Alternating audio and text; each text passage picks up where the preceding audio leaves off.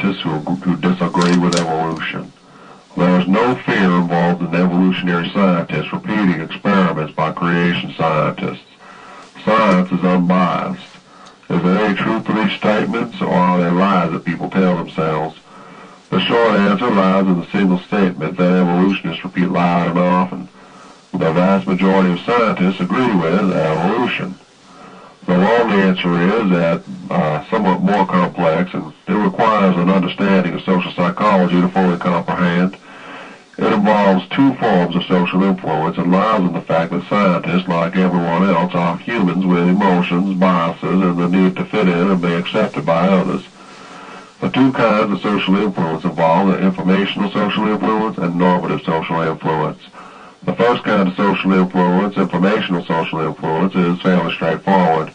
This is the influence where we base our behavior on the information that is available to us through the group that makes up our peers.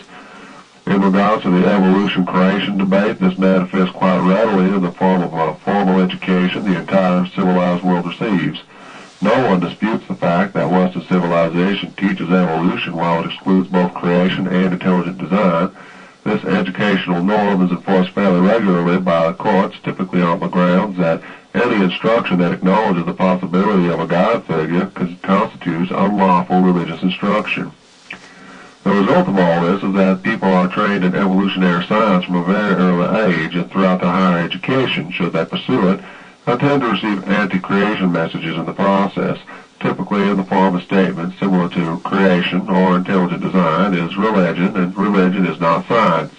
In this way, scientists receive the informational social norm that evolution is correct and anything else is hocus pocus.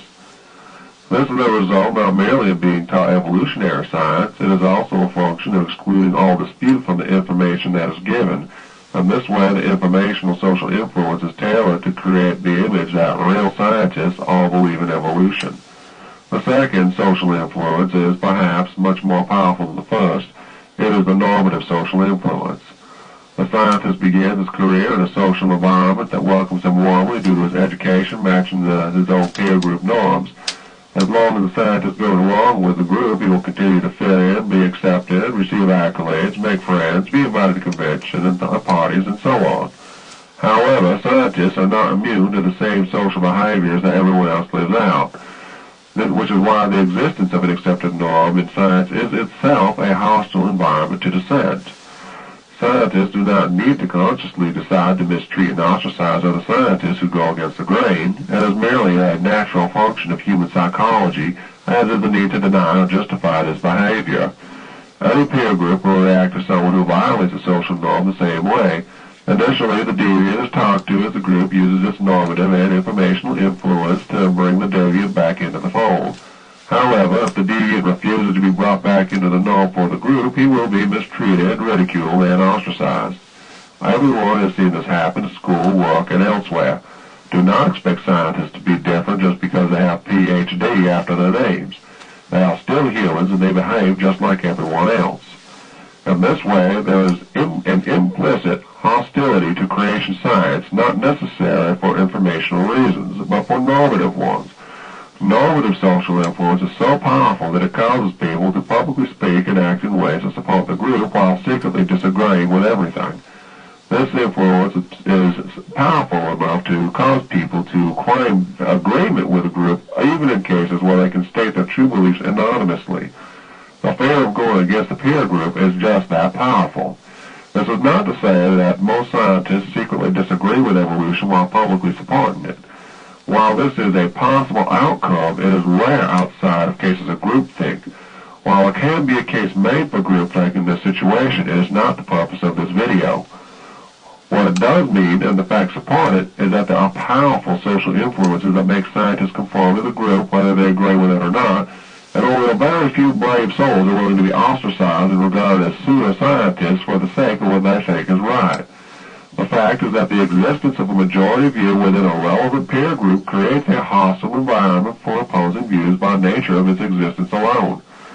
In such a hostile environment, fear of the reactions of others is very real and manifests itself primarily in the form of conformity, but also in an unwillingness to test the norm. Testing the norm is usually viewed by the group as a deviant act and may result in ostracization. Given this, it is no wonder that evolutionary scientists are unwilling to repeat the tests and experiments of creation scientists and intelligent design scientists. These people are deviants outside the norm, and they cannot be validated by a member of the group without that group member risking being considered a deviant himself, and no respectable scientist wants this.